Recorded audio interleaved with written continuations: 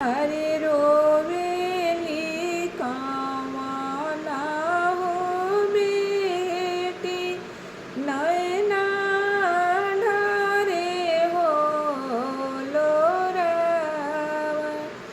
अरे हमर ससुर ले आइले हो पापा, पीतला के हो टीका।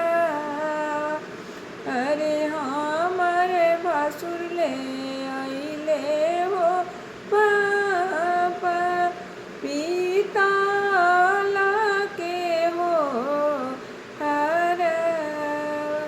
अरे चुपा हो खा चुपा हो बेटी, नयनमा पोछा हो लोरावा। अरे तोहर पापा मास्टर हो बेटी, ले आई है सोने के टीका। अरे तोहर पापा मास्टर हो बेटी, गढ़ई है सोने के हारवा। अरे रोवेली दुलारी हो बेटी, नयनमा ढारे हो लोरावा। अरे हमर भसुर ले आइले हो पापा, पीतला के हो चूड़िया।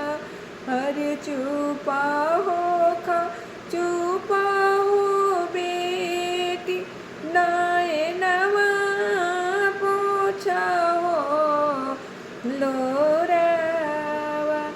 अरे तोहर चाचा इंजीनियर हो बेटी, गढ़ई है सोने का गहनवा। अरे तोहर चाचा इंजीनियर हो बेटी, ले आई है सोने का गहनवा।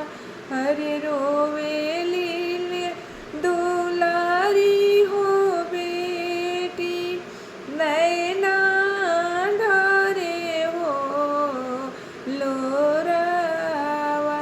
अरे भसुर नाले आइले हो भैया, मांगा जोगे हो टीकावा। अरे भसुर नाले आइले हो भैया, पैरे जोगे पाएलावा। अरे चुपा हो खा चुपा हो बहिनी, नयनमा पोछा हो लोरावा। अरे तोहर भैया डॉक्टर हो बहिनी, ले आई है पैरे जोगे पाएला। अरे तोहर भैया डॉक्टर हो बहिनी, ले आई है पैर जोगे पाए जानिया। अरे चुपा